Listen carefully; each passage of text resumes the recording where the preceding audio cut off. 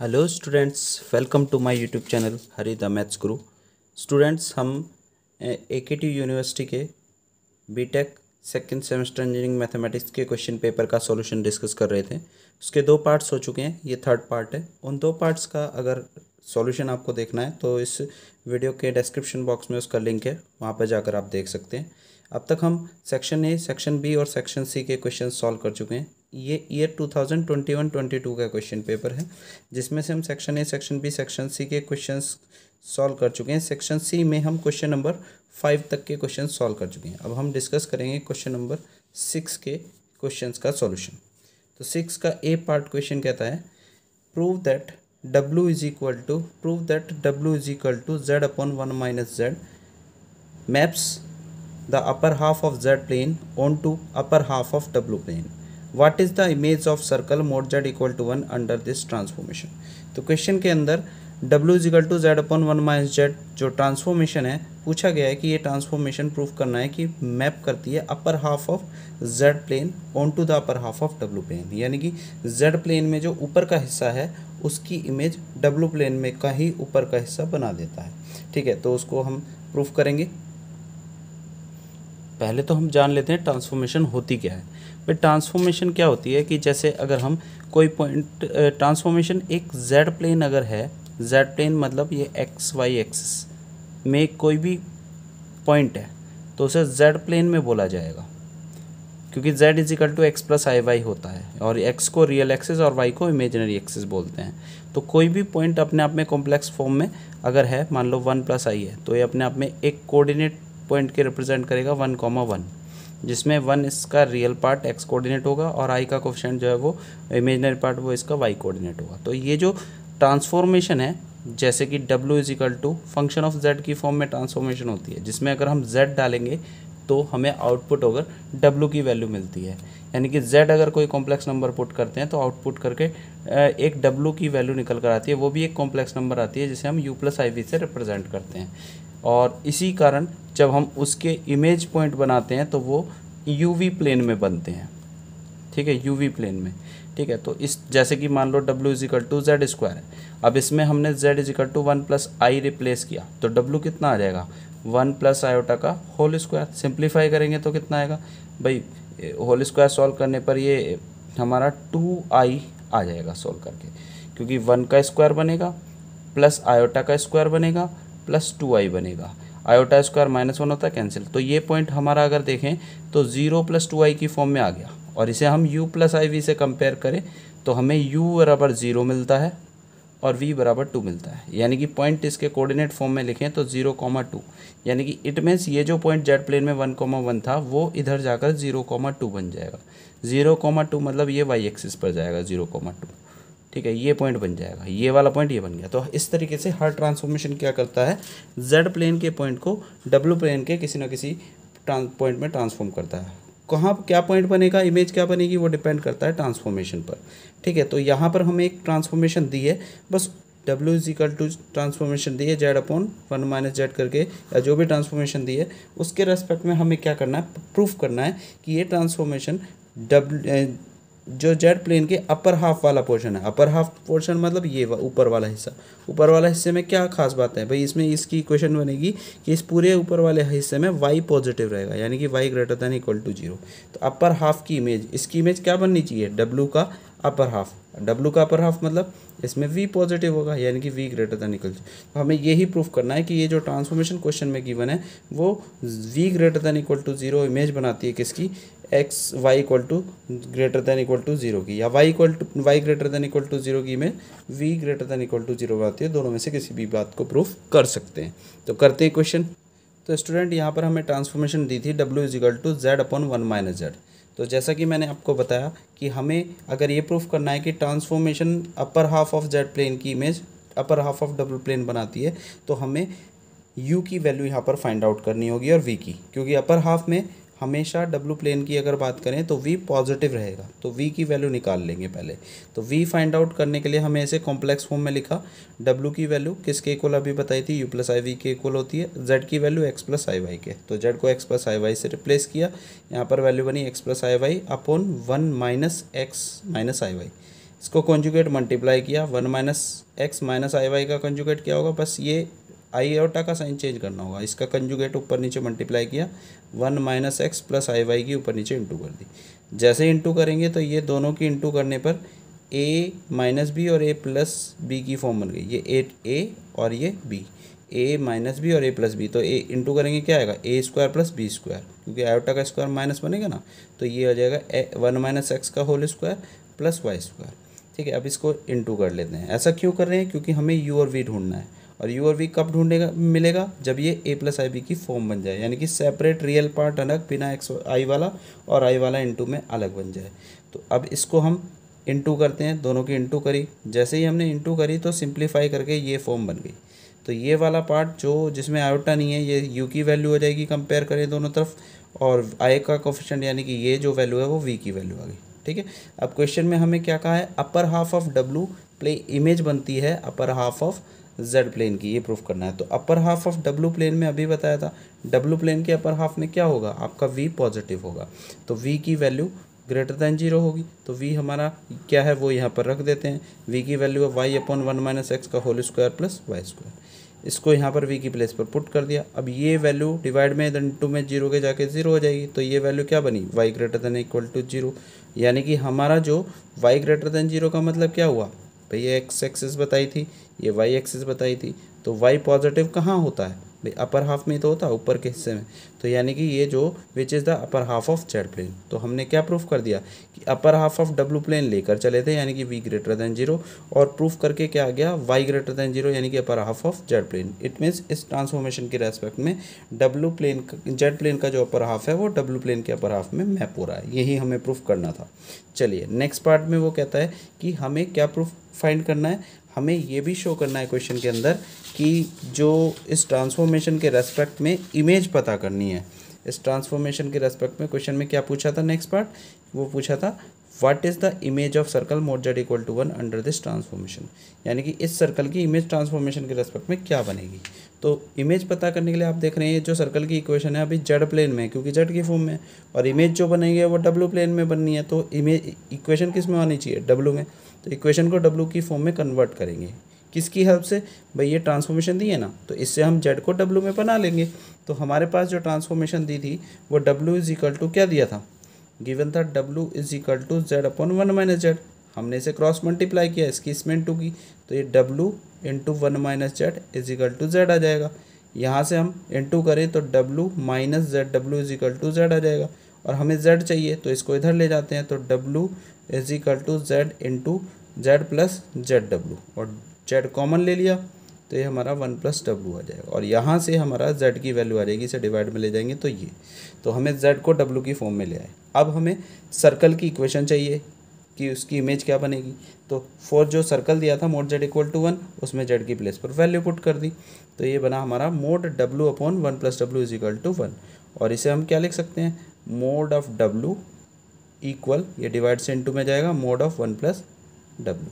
ठीक है, और डब्लू की वैल्यू अभी बताइए आपको क्या होती है, यू प्लस आई वी, तो यू प्लस आई वी का mod equal mod of 1 plus U plus I V, W की value U plus I V है ना, ठीक है, ये आ जाएगा। तो आप देख सकते हैं ये वैल्यू बनेगी मोड डब्लू is equal to mod of 1 plus डब्लू। मोड डब्लू की वैल्यू डब्लू की जगह पे यू प्लस आई वी रख दिया, यहाँ पर भी रख दिया। अब इसका मोड निकालेंगे तो किसी भी कॉम्प्लेक्स नंबर का मोड कैसे सॉल्व होता है, अंडर रूट रियल पार्ट का स्क्वायर प्लस इमेजिनरी, यानी कि root of u square plus v square equal, ऐसे इसका निकालेंगे तो रूट ऑफ रियल पार्ट का स्क्वायर, रियल पार्ट यहाँ क्या है 1 प्लस यू का स्क्वायर प्लस इमेजिनरी पार्ट यानी कि वी का स्क्वायर, दोनों तरफ से अंडर रूट हटाने के लिए स्क्वायरिंग करेंगे तो ये वैल्यू आ जाएगी। अब इसे सिंप्लीफाई किया तो जैसे ही हम सिंप्लीफाई करेंगे यू स्क्वायर से यू स्क्वायर कट जाएगा, वी स्क्वायर से वी स्क्वायर कट जाएगा, और वैल्यू बचती है हमारी 2u plus 1 is equal to 0। ये सीधा सीधा हमें दिख रहा है 1 डिग्री की इक्वेशन है u में, तो ये भाई u एक्स एक्सिस को रिप्रेजेंट करता है ना, तो अगर हम इसे लिखें x की फॉर्म में तो 2x plus 1 is equal to 0, यानी कि एक लाइन बन गई, ठीक है, स्ट्रेट लाइन बन गई। तो इसका मतलब क्या कि जो सर्कल है मोड जेड इक्वल टू 1 उसकी इमेज क्या बनी, is straight line 2u plus 1 is equal to 0। ठीक है, तो यही क्वेश्चन में पूछा गया था कि इमेज बताओ सर्कल की, वो हमारी यहाँ पर बनेगी straight line 2u plus 1 is equal to 0। Next अब हम क्वेश्चन नंबर 6 का भी पार्ट सॉल्व करेंगे। क्वेश्चन नंबर 6 का बी पार्ट है, find the bilinear transformation which maps the points i minus i one of the z plane into 0, 1, infinity of डब्लू plane. तो हमें वो ट्रांसफॉर्मेशन पता करनी है जो जेड प्लेन के आयोटा, माइनस आयोटा और 1 पॉइंट की इमेज डब्लू प्लेन के पॉइंट 0, 1 और इन्फिनेटिव में ट्रांसफॉर्म कर दे। यानी कि आई की इमेज 0 बने, माइनस आई की इमेज 1 बने और 1 की इमेज इन्फिनिटी बने। ऐसी ट्रांसफॉर्मेशन पता करनी है। ट्रांसफॉर्मेशन अभी मैंने आपको बताया क्या होती है, W is equal to z की फॉर्म में। तो ऐसी ट्रांसफॉर्मेशन यहाँ पर हमें पता करनी है। ट्रांसफॉर्मेशन आइडेंटिफाई करने का प्रोसेस क्या होता है? ट्रांसफॉर्मेशन आइडेंटिफाई करने का प्रोसेस होता है कि आपको 4 पॉइंट्स पता होने चाहिए, क्योंकि बाइलिनियर ट्रांसफॉर्मेशन की प्रॉपर्टी होती है कि बाइलिनियर ट्रांसफॉर्मेशन के रेस्पेक्ट में 4 पॉइंट्स का क्रॉस रेशो प्रिजर्व रहता है। क्रॉस रेशो क्या होता है वो अभी हम बताएंगे। तो यहाँ पर जो हमें पॉइंट्स दिए हुए हैं, 4 नहीं 3 पॉइंट्स दिए हुए हैं। जेड प्लेन में भी 3 पॉइंट्स है और डब्लू प्लेन में भी। तो 4th पॉइंट अपनी तरफ से जेड ले लेते हैं। तो एक पॉइंट जेड, एक Z1 हो गया जिसकी वैल्यू यहाँ पर आयोटा है पहला पॉइंट। Z2 जो दूसरा पॉइंट हमें क्या दिया हुआ है, माइनस आयोटा। Z3 जो हमें थर्ड पॉइंट क्या दिया हुआ है, यहाँ पर 1 दिया हुआ है। ठीक है, इस तरीके से हम अब डब्लू प्लेन में, ठीक है, डब्लू प्लेन में एक पॉइंट हमने W ले लिया क्योंकि 3 ऑलरेडी दिए हैं और हमें 4 पॉइंट का क्रॉस रेशो बनाना होता है। तो एक अपनी तरफ से W लिया, एक W1 इक्वल टू जो दिया हुआ है 0, W2 इक्वल टू क्वेश्चन में 1 दिया हुआ है और W3 इक्वल टू यहाँ पर क्या दिया हुआ है हमें, इन्फिनिटी। ठीक है, तो क्रॉस रेशो की प्रॉपर्टी ये कहती है कि जो ये 4 पॉइंट्स हैं Z, Z1, Z2, Z3, इनका क्रॉस रेशो इक्वल होगा इधर के क्रॉस डब्लू प्लेन के 4 पॉइंट के क्रॉस रेशो के, यानी कि W1, W2 और W3 के क्रॉस रेशो के इक्वल रहेगा। ठीक है, ये बाइलिनियर ट्रांसफॉर्मेशन की प्रॉपर्टी कहती है कि इन दोनों का क्रॉस रेशो सेम रहता है। जेड प्लेन के 4 पॉइंटों का क्रॉस रेशो उनके रेस्पेक्टिव जो इमेज बनी है उनके क्रॉस रेशो के इक्वल होता है। क्रॉस रेशो होता क्या है? क्रॉस रेशो कैसे लिखा जाता है भाई? जैसे W1, W2, W3 का क्रॉस रेशो उसे ऐसे डिनोट करते हैं। वैल्यू किसकी इक्वल होती है भाई? ऐसे लिखते हैं, W माइनस W1 ऊपर, फिर W1 माइनस W2 नीचे। ठीक है, मैं आपको करके बताता हूँ। तो ये हमने जेड प्लेन में 4 पॉइंट्स लिए, एक जेड कंसीडर करा अपनी तरफ से और ये 3 पॉइंट्स हमें Z1, Z2, Z3 दिए थे जिनकी वैल्यू आयोटा, माइनस आयोटा और 1 है। और ये इमेज किसकी मानी है हमने? एक डब्लू प्लेन, जैसे जेड प्लेन में एक पॉइंट लिया जेड, उसकी इमेज हमने मानी W। और ऐसी Z1 की इमेज क्वेश्चन में बताए रखा है एक पॉइंट W1 जो कि 0 है, और Z2 की इमेज W2 मान ली जो कि 1 है, और Z3 की इमेज W3 जो कि इन्फिनिटी है। तो फॉर बाइलिनियर ट्रांसफॉर्मेशन प्रॉपर्टी होती है कि क्रॉस रेशो जो इन पॉइंट्स का है, जैसे W, W1, W2 और W3, ये 4 पॉइंट्स हैं, इनका क्रॉस रेशो को हम ऐसे डिनोट करते हैं। बाइलिनियर ट्रांसफॉर्मेशन की प्रॉपर्टी कहती है ये चारों का क्रॉस रेशो इक्वल होगा Z, Z1 और Z2 और Z3 के क्रॉस रेशो। क्रॉस रेशो को ऐसे ब्रैकेट में लिखते हैं। अब वैल्यू क्या होती है क्रॉस रेशो का? फार्मूला क्या है भाई? First point W minus next वाला W1, फिर इसे अपॉन में जाना है, फिर W1 माइनस W2 नीचे, W1 माइनस W2, फिर से ऊपर जाना है, फिर W2 माइनस W3, फिर नीचे फिर से आना है W3 माइनस W। ठीक है, इस तरीके से जाना है। फर्स्ट में से नेक्स्ट वाले को माइनस करते जाना है और पहले ऊपर फिर नीचे, फिर ऊपर फिर नीचे, और लास्ट में इससे माइनस करना है। अब चलिए इसको प्रैक्टिस करके इसी तरीके से लिखते हैं। Z माइनस Z1 ऊपर, फिर नेक्स्ट Z1 माइनस Z2 नीचे, फिर नेक्स्ट Z2 माइनस Z3 ऊपर, नेक्स्ट फिर Z3 माइनस फर्स्ट वाला यानी कि Z अपॉन। इस तरीके से हमें लिख देना है। उसके बाद अब इनकी वैल्यू रख देते हैं। W माइनस W1 की वैल्यू हमारी कितनी है? 0, W1 की वैल्यू 0 माइनस 1, फिर 1 माइनस इन्फिनेटिव और इन्फिनेटिव माइनस W, सबकी वैल्यू रख दी। ठीक है, ऐसे ही यहाँ पर Z माइनस आई आयोटा, फिर आयोटा और ये माइनस आयोटा तो प्लस आयोटा हो जाएगा, फिर माइनस आयोटा माइनस 1, फिर 1 माइनस Z। ये हमारा क्रॉस रेशो है। अब इसमें हमें थोड़ा सा यहाँ पर गौर करना होता है इन्फिनेटिव वाले केस में। जैसे यहाँ पर इन्फिनेटिव आ रहा है तो इन्फिनेटिव वाले केस में हमें क्या करना होता है कि जैसे ये W माइनस 0 तो W ही हो जाएगा, और ये इन्फिनेटिव जहाँ पर भी है उसे 1/0 की फॉर्म बनाई जाती है, और 0 ना लिख कर उसे 1/t लिख लेते हैं। इन्फिनिटी को 1/0 लिख सकते हैं ना। और माइनस यहाँ पर भी ऐसे ही है, ये हमारा इन्फिनिटिव ऐसे 1/0 ना लिखकर 1/t लिख लिया, और अलग से यहाँ पर आपको लिमिट लगा देनी है t टेंस टू 0, क्योंकि तभी तो 1/0 बनेगा, यानी कि इन्फिनिटिव। तो ये माइनस कॉमन ले तो माइनस जेड माइनस आयोटा, यहाँ पर माइनस कॉमन लिया तो 1 प्लस आयोटा हो जाएगा, अपॉन में ये हमारा 2 आयोटा हो जाएगा, आयोटा प्लस आयोटा, और ये 1 माइनस जेड। यहाँ से लिमिट लगाने से पहले इसको सिंप्लीफाई कर लेते हैं, मतलब इसको एलसीएम ले लेते हैं टी को। तो एलसीएम लेंगे तो ये आएगा t minus 1 upon t, upon में माइनस एलसीएम लेंगे तो क्या आएगा 1 माइनस टी डब्ल्यू upon t is equal to, ये रहेगा minus z minus iota into 1 plus iota upon 2 iota into 1 minus z. ये वैल्यू हमारी बन जाती है। अब ये अपॉन के अपॉन में टी है, जब न्यूमरेटर में जाएगा तो ये दोनों टी कैंसिल आउट। अब हम t टेंस टू 0 रिप्लेस अगर हम यहाँ करें तो t टेंस टू 0 पर ये क्या बनेगा w इंटू 0 माइनस 1 अपॉन नीचे माइनस ये 0 हो जाएगा 1 माइनस 0 इज इक्वल टू यहाँ minus z minus iota 1 plus iota upon 2 iota into 1 minus Z. ठीक है स्टूडेंट, और ये माइनस माइनस कैंसिल, तो ये w इज इक्वल टू निकल आया हमारा। w इज इक्वल टू कितना आ जाएगा यहाँ से minus 1 plus iota into Z minus I upon 2 iota into 1 minus Z. तो ये हमारी रिक्वायर्ड ट्रांसफॉर्मेशन हो जाती है। अब हम क्वेश्चन नंबर 7 देखते हैं। 7 का ए पार्ट कहता है इवेल्युएट, ये हमें इंटीग्रल सॉल्व करना है क्लोज कर्व सी के along e to the power z upon z into 1 minus z का होल क्यूब डी जेड, जहाँ पर where c is first part mod z equal to 1/2, second part mod z minus 1 is equal to 1/2, third part mod z is equal to 2। तो ये हमें question 7 का ए part दिया हुआ है, और ये इसके अंदर भी 3 पार्ट्स हैं। ये अलग अलग क्लोज कर्व्स हैं, क्लोज सर्कल्स हैं, जिनके अलोंग हमें इंटीग्रल को सॉल्व करना है। तो करते हैं क्वेश्चन को। तो ये हमारा एक कॉम्प्लेक्स इंटीग्रेशन है। जब भी कॉम्प्लेक्स फंक्शन यानी कि जेड की फॉर्म में फंक्शन और क्लोज कर्व के अलोंग इंटीग्रल पूछे तो हमें सबसे पहले उसके अंदर 3 बातों को विशेष रूप से ध्यान रखना है। सबसे पहले तो हमें उस फंक्शन के लिए डिनोमिनेटर को 0 रखकर पोल यानी कि सिंगुलैरिटीज़ आइडेंटिफाई करनी होती है। तो अगर हम सिंगुलैरिटीज़ फाइंड आउट करें तो डिनोमिनेटर में जो दिख रहा है जेड और 1 माइनस जेड का क्यूब, इनको अलग अलग 0 के इक्वल रख देंगे। इसको 0 के इक्वल रखेंगे जेड को तो जेड इक्वल टू 0 एक वैल्यू मिलेगी, और 1 माइनस जेड क्यूब को 0 रखेंगे तो 1 minus Z into 1 minus Z into 1 minus Z 3 times factor बनेगा, और उन्हें अलग अलग 0 रखेंगे तो जेड की वैल्यू 1 1 1 3 टाइम्स आएगी। क्योंकि ये 3 टाइम रिपीट हो रही है तो ये पोल है, सारे डिनोमिनेटर को 0 रख के जो सिंगुलैरिटी आती है वो पोल ही होती हैं, पर जितनी बार रिपीट करिए उतने ऑर्डर की। तो 1 1 1 पावर 3 है तो 3 बार आएगा, 3 ऑर्डर का पोल है, और जेड इक्वल टू 0 एक ही बार आएगा तो ये 1 ऑर्डर का पोल है, इसलिए इसे सिंपल पोल भी बोलते हैं।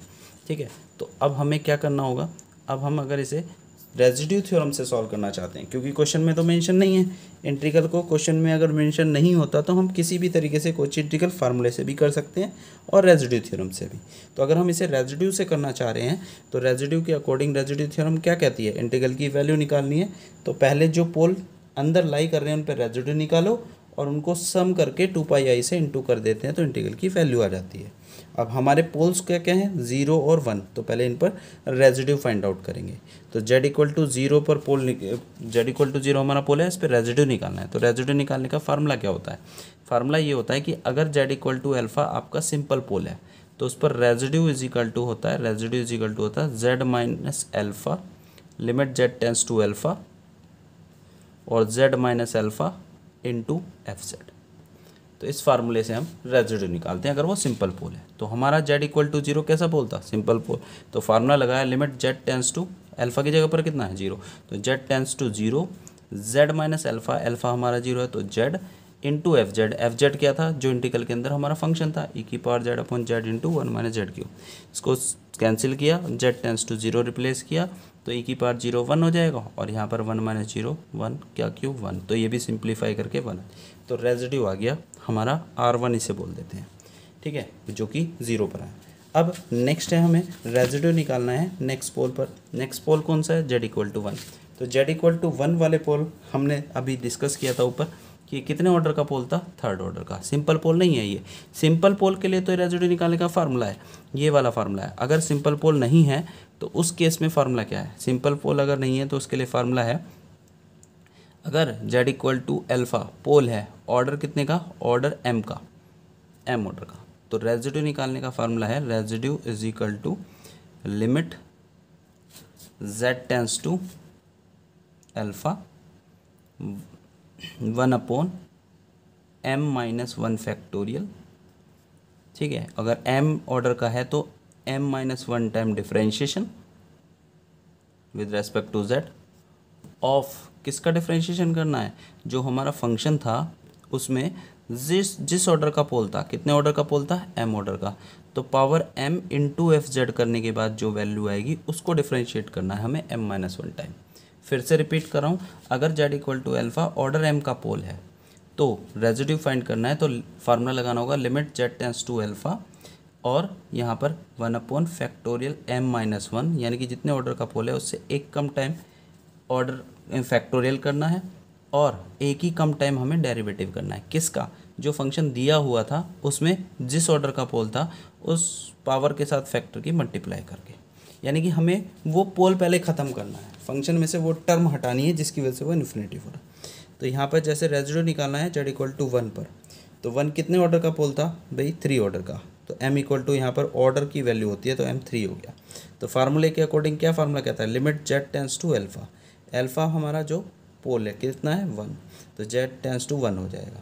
फिर फार्मूला है 1/m-1 फैक्टोरियल, m हमारा 3 है तो 1/3-1 फैक्टोरियल यानी कि 1/2 फैक्टोरियल, और फार्मूला क्या है m-1 टाइम डेरिवेटिव, तो m 3 है तो 3-1 यानी कि 2 टाइम डेरिवेटिव हो जाएगा किसका भाई, एल्फ़ा अगर रूट है तो z माइनस अल्फ़ा की पावर कितने ऑर्डर का था, m से इंटू करते हैं एफ जेड में, यहाँ पर कितने ऑर्डर का है 3 ऑर्डर का, तो z-1 की पावर 3 से इंटू कर देंगे एफ जेड की वैल्यू, जिससे कि हम माइनस साइन कॉमन लेंगे तो ये फैक्टर कैंसिल आउट हो जाएगा, हमारा सिर्फ अंदर बचेगा e की पावर z/z। ठीक है, अब फार्मूले के अकॉर्डिंग हमें इसे 2 बार डेरिवेटिव करना होगा, 2 बार डेरिवेटिव करने से पहले एक बार कर लेते हैं, एक बार डिफरेंशिएट इसका करेंगे तो डिवीज़न रूल से हो जाएगा डेरिवेटिव, डेरिवेटिव करने के बाद इसकी वैल्यू क्या आएगी भाई, डिफरेंशिएट करके ये वैल्यू बन जाएगी, डायरेक्ट शॉर्ट में लिखा है भाई, डिवाइड में रूल लगा देंगे डिफरेंशिएट, पहले ये एज इट इज़, इसका e की पावर z का डेरिवेटिव माइनस e की power z as it is z का डेरिवेटिव, सिंप्लीफाई करके ये आ जाएगा z-1 इंटू e की पावर z। फिर इसका अगेन एक और बार डेरिवेटिव करेंगे, फिर डिवाइड वाला रूल लग जाएगा कि पहले z² एज इट इज़, इसका डेरिवेटिव, फिर ये माइनस ये एज इट इज़ और इसका डेरिवेटिव, सिंप्लीफाई करके ये वैल्यू आ गई, और इसमें z टेंस टू 1 रिप्लेस किया तो हमारी वैल्यू रेजिड्यू R2 ये निकल आया e/2 माइनस e/2। अब नेक्स्ट क्या करना होता है, देखिए फर्स्ट मैंने क्या बताया, सबसे पहले इंटीग्रल निकालने के लिए सबसे पहला काम आपको फोकस करना होता है पोल पर, सिंगुलैरिटी पर, डिनोमिनेटर को 0 के इक्वल को निकाल लिया, दूसरा काम रेजिड्यू निकालना होता है, तीसरा काम आपको देखना होता है कौन से रेजिड्यू गिवन सर्कल के अंदर लाई कर रहे हैं, यानी कि कौन से पोल सर्कल के अंदर लाई कर रहे हैं। तो हमारा फर्स्ट पार्ट में सर्कल क्या था, मोड z इक्वल टू 1/2। अब ये सर्कल है, ये कैसे पता भाई, सर्कल की इक्वेशन बताइए ना, कॉम्प्लेक्स फॉर्म में क्या होती है, z माइनस जेड नोट का मोड इक्वल टू r, ये सर्कल की इक्वेशन होती है। तो यहाँ पर अगर इसे कंपेयर करें तो माइनस जेड नोट की जगह पर कुछ नहीं है, यानी कि माइनस जेड नोट बराबर कितना हो गया 0, यानी कि जेड नोट की वैल्यू कितनी हो गई 0, और जो भी ये जेड नोट की वैल्यू आती है उसे a+ib की फॉर्म में लिखा जाता है, आयोटा वाला पार्ट भी, तो इसमें आयोटा वाला पार्ट नहीं है, इसे 0+0i लिख सकते हैं। अब ये कोऑर्डिनेट फॉर्म में क्या बनेगा भाई, x real part x coordinate होता है और आयोटा कैंटू में जो है वो इमेजिनरी पार्ट y कोऑर्डिनेट, तो ये 0,0 जो बना ये सर्कल का सेंटर होगा, तो सेंटर हमें पता लग गया, और इससे कंपेयर करेंगे तो राइट साइड में जो है ये r रेडियस हो जाएगा, तो इसका मतलब हमारा सर्कल 0,0 सेंटर वाला है और 1/2 रेडियस का। सर्कल अगर हम ड्रॉ करते हैं 0,0 सेंटर का और 1/2 रेडियस का, इट मीन्स ये 1/2 रेडियस इसके अंदर यहाँ तक के पॉइंट आएंगे, इधर 1/2 तक जाएगा प्लस, और इधर कहाँ तक जाएगा -1/2 तक। पर हमारी जो सिंगुलैरिटी निकल कर आई थी, 2 आई थी, एक तो 0 निकल कर आई थी और एक z इक्वल टू 1। तो अगर हम 0 देखें वो तो अंदर आएगा, पर z इक्वल टू 1 इसके अंदर नहीं आएगा, क्यों, क्योंकि रेडियस ही 1/2 है, तो 1 तो इसके बाहर बैठ जाएगा। तो इसका मतलब इसके अंदर कौन सा, इस वाले सर्कल के अंदर कौन सा पोल लाई कर रहा है, सिर्फ z इक्वल टू 0 लाई कर रहा है। और कोची रेजिड्यू थ्योरम क्या कहती है, कोची रेजिड्यू थ्योरम कहती है कि इंटीग्रल की वैल्यू इज इक्वल टू होती है 2πi into residue at pole which lie in the curve, तो मेरा कर्व सर्कल है और इसके अंदर सिर्फ z इक्वल टू 0 लाई कर रहा है, तो रेजिड्यू 2πi इंटू रेजिड्यू किस पर निकालेंगे, जो अंदर लाई कर रहा है उन पर रेजिड्यू का सम, और अंदर सिर्फ z इक्वल टू 0 लाई कर रहा है, तो z इक्वल टू 0 पर रेजिड्यू हमने निकाला ही था, कितना आया था z इक्वल टू 0 पर 1, तो आंसर हो जाएगा 2πi into residue at z equal to 0 जो कि 1 है, तो आंसर हो जाएगा 2πi। नेक्स्ट सेकंड पार्ट की बात करें तो सेकंड पार्ट में फिर से इसे हम कंपेयर करेंगे इससे सर्कल से, mod z minus z not is equal to r से, तो कंपेयर करें तो जेड नोट की जगह पर यहाँ कितना दिख रहा है, इस बार जेड नोट की प्लेस पर इस बार हमें दिख रहा है माइनस जेड नोट की प्लेस पर -1 है, तो यहाँ से जेड नोट कितना आ जाएगा 1 आ जाएगा, और इसे कॉम्प्लेक्स फॉर्म में लिखें तो 1 + 0i लिख सकते हैं, तो कोऑर्डिनेट क्या बने 1, 0, तो सेंटर इस बार 1, 0 हो जाएगा और रेडियस 1/2 है, तो सेंटर 1, 0 और रेडियस 1/2 का सर्कल ड्रॉ कर लेंगे। तो अगर हम ड्रॉ करें सेंटर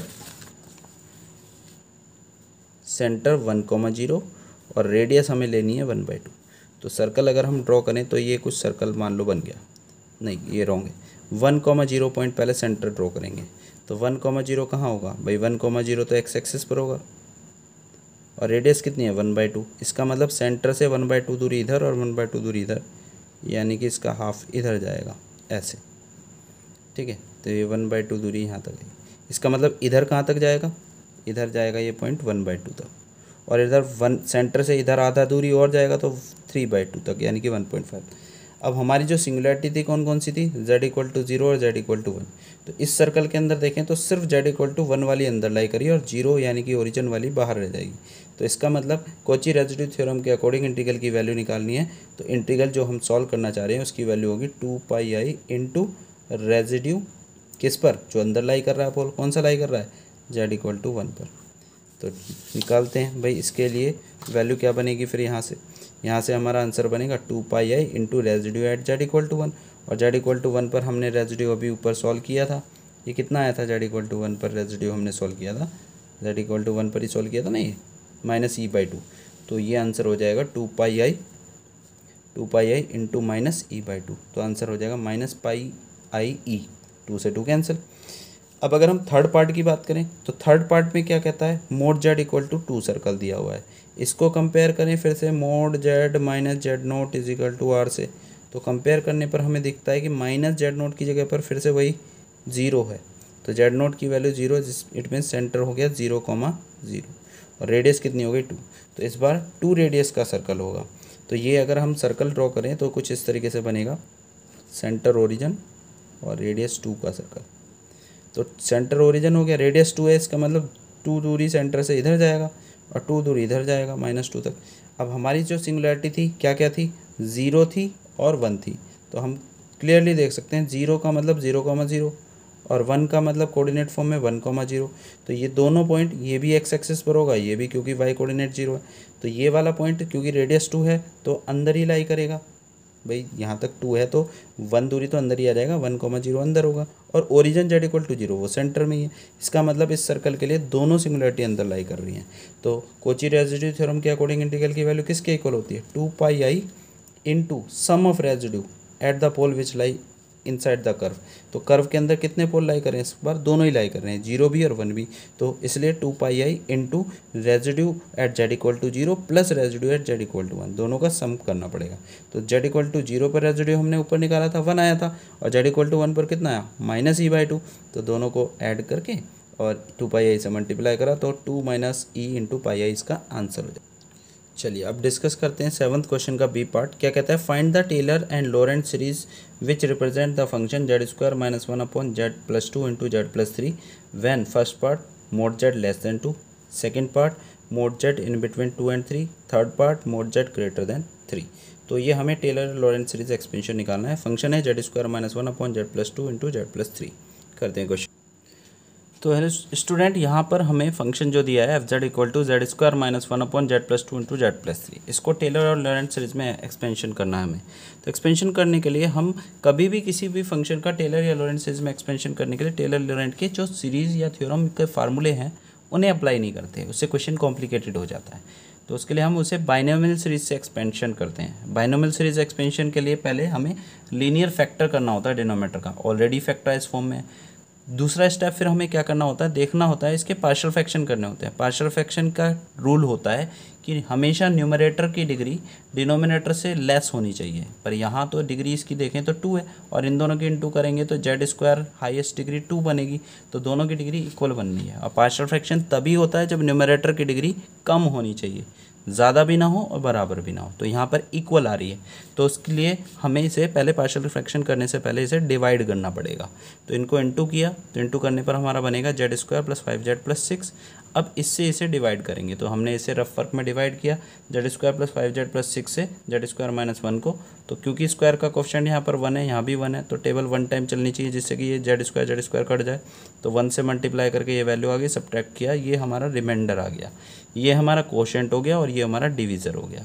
और किसी भी फ्रैक्शन को लिखने का तरीका क्या होता है, फ्रैक्शन की वैल्यू होती है, क्या होती है, फ्रैक्शन की value quotient plus remainder upon divisor. तो कोशेंट हमारा कितना है 1 प्लस रिमाइंडर कितना है -5z -7 माइनस कॉमन ले लिया, अपॉन डिवीज़र कितना है Z square plus 5z plus 6। उसके बाद अब हमें क्या करना होगा इसके पार्शियल फ्रैक्शन, पर उससे पहले तो लीनियर फैक्टर होनी चाहिए। तो अपॉन वाले को वापस फैक्टराइज फॉर्म में लिख लिया z+2 इंटू z+3। अब इसके पार्शियल फ्रैक्शन करने हैं। आप लोगों ने 12th क्लास में पार्शियल फ्रैक्शन करना सीखा होगा, मैं एक शॉर्ट ट्रिक से बता देता हूँ। जब भी आपके नॉन रिपीटेड फैक्टर हो, यानी कि स्क्वायर क्यूब नहीं है कहीं पर भी, तो अपॉन में जो फैक्टर इन पे कहीं स्क्वायर या क्यूब नहीं है, ना होल पे स्क्वायर है ना अंदर, लीनियर फैक्टर है, तो उस केस में पार्शियल फ्रैक्शन का रूल क्या कहता है, a अपॉन पहला फैक्टर प्लस b अपॉन दूसरा फैक्टर लिख लीजिए। उसके बाद a की वैल्यू पता करनी है, तो शॉर्ट ट्रिक बताता हूँ। a के अपॉन में जो वैल्यू है ना, इसको रफ वर्क में ले जाकर 0 रख दो और z निकाल लो, कितना आएगा -2, z इक्वल टू -2। अब पार्शियल फ्रैक्शन में a की वैल्यू निकालनी है, तो ये -2 इस टोटल में पुट कर दो, बस यहाँ मत रखना, क्योंकि यहाँ रखने पर इन्फिनिटी बन, नीचे 0 बनेगा जिससे इन्फिनिटी बने, बाकी रखने पर जो आएगा वो a की वैल्यू होगी। तो -2 रखेंगे तो 5 इंटू -2 यहाँ पर आ जाएगा -10 प्लस 7 है, अपॉन में भी -2 रखना, पर यहाँ तो रखेंगे नहीं तो 0 बन जाएगा, इन्फिनिटी बना देगा। यहाँ रखेंगे तो -2 प्लस 3 कितना हो जाएगा 1, सिंप्लीफाई करके हमारा कितना आ जाता है यहाँ पर माइनस का 3 आ जाता है, तो a की वैल्यू होगी -3, तो z -3 अपॉन z+2। ऐसे ही अब b की वैल्यू निकालनी है, तो इसके डिनोमीटर वाली टर्म को उठाओ, 0 रखो, z+3 इक्वल टू 0, तो z कितना आ जाएगा -3। अब z इक्वल टू -3 इस टोटल में रखना है, बस यहाँ मत रखना क्योंकि नीचे 0 बन जाएगा। तो -3 रखेंगे तो 5 3 जा 15 आएगा माइनस का ऊपर, प्लस 7 अपॉन यहाँ रखेंगे -3 प्लस 2 कितना आएगा -1, यहाँ रखना ही नहीं है क्योंकि 0 बन जाएगा। तो -15 प्लस 7 ये आ जाएगा -8, और अपॉन में -1 है तो प्लस का 8 आ जाएगा b की वैल्यू, तो +8 अपॉन z+3। तो इस तरीके से हमारा पार्शियल फ्रैक्शन बन गया -3 upon z+2 plus 8 upon z+3। और ये इसके हैं, पर बाहर माइनस भी है तो साइन चेंज हो जाएगा, तो 1, ये माइनस का 3 है तो प्लस का हो जाएगा 3 अपॉन z+2, और ये प्लस का है तो माइनस का 8 अपॉन z+3। तो ये हमारा ये पार्शियल फ्रैक्शन आ गया। अब क्वेश्चन में आगे आपको फर्स्ट पार्ट में रीज़न क्या दिया हुआ है जिसके लिए हमें सीरीज़ फाइंड करनी है, मोड z लेस देन 2। तो मोड z लेस देन 2 है, तो इसमें हम क्वेश्चन को करने के लिए हमेशा बाइनोमियल सीरीज़ का यूज़ करते हैं। तो बाइनोमियल सीरीज़ से ये एक्सपेंशन के फार्मूले बनते हैं, 1 + x की पावर -1 अगर कहीं पर है, यानी कि 1 अपॉन 1 + x है, तो उसका सीरीज़ एक्सपेंशन हम ऐसे कर सकते हैं, 1 - x + x² माइनस, मतलब पावर x की इंक्रीज़ होती चली जाएगी और अल्टरनेट प्लस माइनस, अगर यहाँ प्लस है और यहाँ माइनस है। ऐसे अगर ये 1 अपॉन 1 - x है, तो इसे हम 1 - x की पावर -1 लिख सकते हैं। उस केस में सीरीज़ हमारी ये सारी प्लस में चलेगी, और दोनों ही सीरीज़ में एक कंडीशन है कि ये पावर अगर x की पावर में सीरीज़ चल रही है तो ये तभी वैलिड है, ये सीरीज़ एक्सपेंशन तभी लगाया जा सकता है जब x का मोड लेस देन किससे हो 1 से। ये भी तब लगाया जा सकता है जब x का मोड किससे हो लेस देन 1 से। तो यहाँ पर हमें क्वेश्चन अगर करना है तो सबसे पहले हमें देखना होगा कि क्या ये कंडीशन सेटिस्फाई हो रही है, तभी हम ये एक्सपेंशन लगा पाएंगे। तो हमारे पास रीजन क्या दिया हुआ है, मोड z लेस देन 2, और हमें 1 से लेस चाहिए होता है मोड, तो यहाँ पर ग्रेटर साइड क्या बनाना होगा पहले 1, तो 2 से डिवाइड कर दिया, तो ये हमारा मोड z/2 लेस देन 1 आया। तो z/2 का मोड लेस देन 1 है, तो सीरीज़ एक्सपेंशन बनाने के लिए हमारे पास जो ये फंक्शन गिवन था, क्या फंक्शन हमारा बनकर तैयार हुआ था, fz की वैल्यू हमारी आई थी, fz इक्वल कितना आया था 1 + 3 अपॉन z+2 -8 अपॉन z+3, ठीक है। और हमारे पास रीजन बना है मोड जेड लेस देन 2 था, उससे हमने रीजन 2 से डिवाइड किया तो क्या बना mode Z by 2 less than 1। इसका मतलब सीरीज एक्सपेंशन जेड बाई 2 जिसका मोड 1 से छोटा होता है उसकी पावर में चलती है। तो यहाँ पर x का मोड 1 से छोटा था तो सीरीज एक्सपेंशन x की पावर में बनी और 1 प्लस एक्स बनाने के बाद सीरीज लगी, या 1 माइनस एक्स बनाने के बाद, ठीक है। तो जिसकी पावर में है 1 बनाने के बाद उसके साथ वो वेरिएबल बनना चाहिए जिसका मोड 1 से छोटा है। तो यहाँ पर अगर हम देखें तो 1 प्लस, अब यहाँ पर हमें अपोन में यानी कि 1 बनाना है। 1 बनाने के दो पॉसिबिलिटी हैं, या तो इसमें z कॉमन ले लें तो यहाँ z से डिवाइड, कॉमन लेने का मतलब डिवाइड हो जाएगा, तो z कॉमन ले लें तो यहाँ पर हो जाएगा 1 प्लस 2 बाई जेड, ठीक है। तो एक पॉसिबिलिटी तो ये हो सकती है z कॉमन लें और ये बने 1 प्लस 2 बाई जेड। और दूसरी पॉसिबिलिटी कि हम 1 बनाने के लिए 2 कॉमन ले लें नीचे नीचे, तो जैसे ही 2 कॉमन लेंगे तो ये क्या बनेगा 1 प्लस जेड बाई 2। अब आपको अपने रीजन पर देखना है, हमारे रीजन के अकॉर्डिंग किसका मोड 1 से छोटा है, 2 बाई जेड का या जेड बाई 2 का, सर जेड बाई 2 का। तो अगर जेड बाई 2 का मोड छोटा है तो ये वाली फॉर्म बनानी है आपको, यानी कि क्या कॉमन लेना होगा 2 कॉमन लेना होगा। अपोन में अगर हमने 2 कॉमन लिया तो ये बनेगा हमारा जेड बाई 2 प्लस 1, ठीक है स्टूडेंट। अब यहाँ पर देखते हैं, इसमें दो पॉसिबिलिटी फिर से बनेगी। 1 बनाने के लिए अपोन में दो ऑप्शन है, या तो z कॉमन लें, तो z कॉमन लेंगे तो यहाँ पर 1 प्लस 3 बाई जेड बन जाएगा, या फिर आप 3 कॉमन लेकर 1 बना सकते हैं, तो नीचे नीचे 3 कॉमन लेंगे तो ये 1 प्लस जेड बाई 3 बन जाएगा। आपको क्वेश्चन में देखना है कि आपके रीज़न के अकॉर्डिंग क्या लेस 1 से बनेगा। भाई यहाँ पर रीज़न आपका जेड बाई 2 की फॉर्म में बना है और ये जेड बाई की फॉर्म में ये दूसरा यहाँ पर आ रहा है, तो जेड बाई 2 अगर आपका 1 से लेस है तो क्लियरली आपको ये भी पता होना चाहिए कि जेड बाई 3 भी तो फिर 1 से लेस बनेगा, क्योंकि जेड बाई 2 से छोटा ही होगा जेड बाई 3, इससे भी छोटा, और ये खुद 1 से छोटा है। इसका मतलब हमारी रीज़न के लिए ये वाली बात सेटिस्फाई हो जाएगी कि हमें क्या बनाना होगा 1 प्लस जेड बाई 3, ये ऑप्शन रिजेक्ट कर देंगे। तो इसके लिए हमें क्या कॉमन लेना होगा जेड बाई 3 बनाने के लिए, 3 नीचे कॉमन ले लेंगे, तो 8, 3 कॉमन लिया तो 1 प्लस जेड बाई 3 ये बन गया, is equal to 1 plus 3 by 2। इसे हम क्या लिख सकते हैं 1 प्लस जेड बाई 2 की पावर -1, और इसे -8 बाई 3 1 प्लस जेड बाई 3 की पावर -1 लिख सकते हैं। अभी फिर मैंने आपको फार्मूला बताया था बाइनोमियल सीरीज़ का, कौन सा फार्मूला था 1 प्लस एक्स की पावर -1 की सीरीज़ बताई थी, 1 minus x plus x square minus x cube plus so on, alternate plus minus चलेंगे। और यहाँ x की जगह पर आपको क्या दिख रहा है इस वाले में, इस वाली टर्म के अंदर x की जगह पर क्या दिख रहा है जेड बाई 2, तो सीरीज़ एक्सपेंशन ये बन जाएगा, x की जगह पर जेड बाई 2 आ जाएगा, minus Z by 2 plus Z by 2 का स्क्वायर माइनस जेड बाई 2 का क्यूब प्लस सोन, फिर -8/3। अब इसके लिए देखें तो 1 प्लस एक्स की जैसी फॉर्म यहाँ पर भी बन गई। अब x की जगह पर यहाँ क्या है जेड बाई 3, तो एक्सपेंशन लगाएंगे तो 1 minus Z by 3 plus Z by 3 का स्क्वायर माइनस जेड बाई 3 का क्यूब प्लस 1, ठीक है। इसको सिग्मा नोटेशन में 1 प्लस 3/2 और सिग्मा भाई जनरल टर्म क्या बनेगी जेड बाई 2 की तो पावर चल रही है तो उसे n लिख सकते हैं, और n गोज़ टू 0 से इन्फिनिटी, क्योंकि पहली टर्म में 0 पावर लेने पर पहली टर्म बन जाएगी 1। ऐसे ही इसे -8/3 सिग्मा जेड बाई 3 की पावर चल रही है तो जेड बाई 3 की पावर n, और n गोज़ टू कहाँ से 0 से इन्फिनिटी। ये हमारी सीरीज़ एक्सपेंशन बन गई। अगर इसमें z अपोन में आता तो वो लोरेंट सीरीज़ होती है, एक भी टर्म में अपोन 1/z बन जाता तो लोरेंट सीरीज़ है, पर यहाँ तो सारा z ऊपर है तो ये कौन सी सीरीज़ है टेलर सीरीज़ है, टेलर सीरीज़ एक्सपेंशन हो गया, ठीक है स्टूडेंट। तो यहाँ पर आप देख सकते हैं इसका डिटेल सॉल्यूशन और क्लियर साफ राइटिंग में ये है कि मोड z लेस देन 2 है तो हमने 2 से डिवाइड किया तो मोड z बाई 2 भी mode z by 2 less than 1 हो जाएगा। पर अगर mode z by 2 less than 1 है तो z बाई 3 भी तो 1 से लेस होगा, और इसीलिए हमने क्या किया यहाँ पर 2 कॉमन लिया और ये 1 प्लस जेड बाई 2 बना लिया, और फिर न्यूमरेटर में लेंगे तो इसकी पावर -1। ऐसे ही यहाँ पर 3 कॉमन ले लिया तो ये 1 प्लस जेड बाई 3 हो जाएगा, और 8/3 बार की पावर -1, और इसे बाइनोमियल सीरीज से हम एक्सपेंड करके जैसा अभी बताया ये एक्सपेंशन बन जाएगा जो कि टेलर सीरीज। ठीक है, नेक्स्ट सेकंड पार्ट की अगर हम बात करें तो सेकंड पार्ट में हमें क्वेश्चन में क्या दिया हुआ है mod z in between 2 and 3, 2 से ग्रेटर और लेस देन 3 है। तो अब सेकंड पार्ट में mode z in between 2 and 3 दिया हुआ है और फंक्शन को एक्सपेंड करना है फिर से। तो अब क्या किया जाए भाई, यहाँ पर अगर हम गौर से देखें तो ये तो 1 तो आएगा ही, प्लस यहाँ पर वही सीरीज एक्सपेंशन बाइनोमियल लगाने के लिए पहले अपॉन में 1 बनाना पड़ेगा।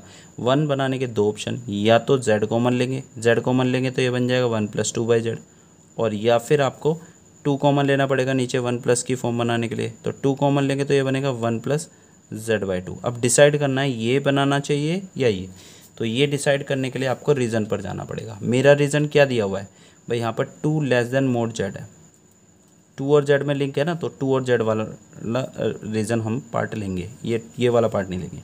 इससे डिसाइड हो जाता है आपको। पहले तो कंडीशन क्या कहती है कि सीरीज एक्सपेंशन के लिए ग्रेटर साइड 1 होना चाहिए भाई, यही तो कंडीशन थी, mod x < 1, यानी कि बड़े मुंह की तरफ को 1 होना चाहिए। तो बड़े मुंह की तरफ यहाँ 1 बनाने के लिए पहले mod z से डिवाइड करेंगे, तो ये 2/z का mod < 1 आ जाएगा। और आप क्लियरली पहचान सकते हैं अब यहाँ पर किसका मोड 1 से छोटा है वो आपको बनाना होगा, यानी कि क्या बनाना होगा, 2/z। तो 2/z कैसे बनेगा भाई, यहाँ पर अपॉन में क्या कॉमन लेने पर, यहाँ पर z कॉमन लेने पर, तो आपको z कॉमन लेना पड़ेगा। z कॉमन लेंगे तो 1 + 2/z बन जाएगा। अब इस वाले पार्ट को देखें, तो इस वाले पार्ट में आपको दो ऑप्शन बनते हैं, या तो ये इसके डिवाइड में जाएगा 1 कॉमन लेने पर, यानी कि 1 + z/3 बनेगा, या ये इसके डिवाइड में जाएगा तो 1 + 3/z बनेगा। अब आपको डिसाइड करना क्या कंडीशन होनी चाहिए रीज़न के हिसाब से। तो हमारा जो रीज़न कहता है कि वो रीज़न z और 3 में ये लिंक बताता है, mod z < 3। और मैंने आपको बताया हुआ कि हमेशा बड़े मुंह की तरफ पहले 1 बनाते हैं, तो 3 से डिवाइड कर देंगे, तो z/3 का mod < किससे, 1 से। अब डिसाइड करो, देखो कि इन दोनों में से कौन सा केस बन रहा है भाई, z/3 बन रहा है या 3/z, तो यहाँ पर z/3 बन रहा है, तो आपको ये बनाना पड़ेगा। ये बनाने का मतलब यहाँ पर क्या कॉमन लेना होगा, z/3 जिससे बन जाए, यहाँ से 3 कॉमन लेना होगा, तो 3 नीचे कॉमन लेंगे तो क्या बनेगा भाई, 3 से ये डिवाइड हो जाएगा 1, और z को डिवाइड करेंगे z/3, तो 1 + z/3 आ जाएगा। ठीक है स्टूडेंट, अब इसे हम माइनस में पावर में ले जाकर लिख देंगे, 1 + 3/z × 1 + 2/z की पावर -1, और ये -8/3 × 1 + z/3 की पावर -1। और आपको मैंने बाइनोमियल सीरीज़ के एक्सपेंशन का फार्मूला बताया था, क्या बताया था कि भाई 1 + x की पावर -1 की सीरीज़ क्या होती है, 1 - x + x² - x³ plus on alternate plus minus. यहाँ x की जगह पर क्या दिख रहा है फर्स्ट वाले में, इस वाले में 1 + x की फॉर्म बन रही है, x की जगह पर क्या दिख रहा है, 2/z, तो सीरीज़ यही चलेगी, बस x की जगह पर 2/z आ जाएगा, तो 1 - 2/z प्लस 2/z का स्क्वायर माइनस 2/z का क्यूब प्लस ऑन -8/3। अब इस वाले को देखें तो इसको भी इससे कंपेयर करें तो इसी के जैसा है, 1 प्लस की फॉर्म में, और x की जगह क्या है, z/3, तो सीरीज़ यही बनेगी, बस x की जगह z/3 आ जाएगा, तो 1 - z/3 प्लस z/3 का स्क्वायर माइनस z/3 का क्यूब प्लस ऑन। तो ये हमारी series 1 + 3/z × sigma n goes to 0 to infinity, किसकी पावर है ये, 2/z की। अल्टरनेट साइन आ रहा है तो माइनस आएंगे, -2/z। हाँ, वहाँ पर भी शायद लास्ट वाले में मिस्टेक हुई है, -8/3 अल्टरनेट साइन चल रहे हैं ना, तो -z/3 की पावर लिखेंगे n goes to 0 to infinity. ठीक है, लास्ट वाले पार्ट में भी आपको यहाँ पर अल्टरनेटिव साइन आ रहे थे, तो इसलिए यहाँ पर -z, यहाँ पर भी अल्टरनेट आ रहे तो माइनस लेना होगा। ठीक है, तो ये हमारी सीरीज़, इसमें एक टर्म 1/z की फॉर्म में इसमें सीरीज़ बनेगी, तो इसलिए ये 1/z दिख रहा है, तो इसका मतलब ये लॉरेंट सीरीज़ है, लॉरेंट सीरीज़। ठीक है, चलिए नेक्स्ट लास्ट पार्ट करते हैं। तो यहाँ पर इस बार रीज़न हमें दिया हुआ है mod z > 3, फंक्शन हमारा वही है अभी भी f(z), तो यहाँ से फिर वही ऑप्शन बनते हैं भाई, यहाँ से दो ऑप्शन बनते हैं, या तो 2 कॉमन लेकर आपको बाइनोमियल सीरीज से करना है तो 1 प्लस बनाना पड़ेगा, तो 1 बनाने के लिए ऑप्शन है या तो 2 कॉमन लेंगे तो ये इसके डिवाइड में जाएगा तो 1 + z/2 बनेगा, और z कॉमन लेंगे तो ये 1 + 2/z बनेगा। अब इनमें से डिसाइड करना है, और ऐसे यहाँ पर भी दो ऑप्शन है, 1 + z/3 और 1 + 3/z। अब आप डिसाइड करेंगे कि कौन सा ऑप्शन यहाँ पर चूज़ किया जाए, तो 1 प्लस, यहाँ पर कुछ भी डिसाइड करने से पहले मैंने आपको बताया कि जो भी रीज़न दिया हुआ है उसमें बड़े मुंह यानी कि ग्रेटर साइड पे 1 बनाना होता है, तो mod z से डिवाइड कर देंगे, तो mod ऑफ 3/z आ जाएगा यहाँ <1। तो किसका mod 1 से छोटा है, 3/z, तो इस वाले ऑप्शन में तो क्लियर है कि आपको 3/z बनाना है यहाँ पर। और 3/z कब बनेगा, जब आप z कॉमन लेंगे, तो z कॉमन ले लिए तो 1 + 3/z बन जाए। अब इस वाले में क्या किया जाए भाई, इस वाले में क्या किया जाए, इसमें भी टेंशन लेने की जरूरत नहीं। यहाँ पर दो ऑप्शन है, Z/2 है 2/Z, और हमारा रीजन किसकी फॉर्म में है, 3/Z, Z अपॉन में, तो यही रीजन होगा। क्यों होगा भाई, जब 3/Z का मोड 1 से छोटा है तो 3/Z से छोटा तो खुद 2/Z है, 2/Z तो इससे भी छोटा है, 2/Z तो 3/Z से भी छोटा है, और ये खुद 1 से छोटा है तो ये भी 1 से छोटा होगा। इसका मतलब रीजन की बात जो होती है सीरीज़ एक्सपेंशन की, वो सेटिस्फाई हो रही है कि 2/Z का मोड 1 से छोटा है, इसलिए सीरीज़ एक्सपेंशन के लिए ये फॉर्म बनानी होगी, ये रिजेक्ट करी। तो ये बनाने के लिए 2/Z कब बनेगा भाई, क्या कॉमन लिया जाए, Z कॉमन लिया जाए, तो इसमें से Z कॉमन ले लेंगे तो 1 + 2/Z आ जाएगा। ठीक है, आपको सीधा सीधा नहीं समझ में आता तो यहाँ से देख सकते हैं, जो भी रीज़न है आपको उसमें ग्रेटर साइड 1 बनाना, उसके बाद Z डिवाइड में जा रहा है तो आपको दोनों जगह ऐसा कॉमन लेना जिससे Z डिवाइड में जाए इसमें। ठीक है, और अगर Z न्यूमरेटर में जा रहा है तो आपको ऐसा बनाना है जिससे कि Z न्यूमरेटर में आए 1 को बनाने के लिए। ठीक है, उसके बाद अब यहाँ से देखें तो इसे हम क्या लिख सकते हैं, 1 + 3/Z इंटू 1 + 2/Z की पावर -1 -8/Z इंटू 1 + 3/Z की पावर -1। अब इसे हम बाइनोमियल सीरीज से एक्सपेंड कर लेते हैं, तो क्या बनेगा 1 + 3/Z, एक्सपेंशन करेंगे तो 1 - 2/Z प्लस 2/Z का स्क्वायर माइनस 2/Z का क्यूब प्लस 1, और यहाँ पर क्या बनेगा, इस वाले पार्ट में -8/Z 1 - 3/Z प्लस 3/Z का स्क्वायर माइनस 3/Z का क्यूब प्लस 1, और इसको सिग्मा नोटेशन में क्या लिख सकते हैं, 1 + 3/Z into summation -2/Z, alternate sign है तो माइनस को लेना पड़ेगा, n goes to 0 to infinity -8/Z, और ये हो जाएगा sigma n goes to 0 to infinity, और ये भी अल्टरनेट साइन है तो -3/Z की पावर n। ये अपॉन में Z दिख रहा है, इसका मतलब ये भी कैसी सीरीज़ है, लॉरेंट सीरीज़। ठीक है, तो ये हमारा एक्सपेंशन फाइंड आउट हो जाता है। ठीक है, तो इस तरीके से आपका ये 2021-22 का क्वेश्चन पेपर सॉल्व हो जाता है। नेक्स्ट हम जल्द ही लेकर आएंगे एक और वीडियो सॉल्यूशन जो कि 2020 के क्वेश्चन पेपर का होगा। इस वीडियो को ज़्यादा से ज़्यादा शेयर कीजिए, लाइक कीजिए, जितने ज़्यादा स्टूडेंट में शेयर करेंगे, क्योंकि चैनल सब्सक्राइब करते रहेंगे तो आपको नोटिफिकेशन आता रहेगा, नेक्स्ट वीडियो जैसे ही आएगी आपको नोटिफिकेशन उससे पहले आ जाएगा, तो इसलिए सब्सक्राइब कर लेना। और दूसरा ये कि इसको ज़्यादा स्टूडेंट तक पहुँचाएं जिससे कि एग्ज़ाम टाइम में ज़्यादा स्टूडेंट्स का फ़ायदा हो सके।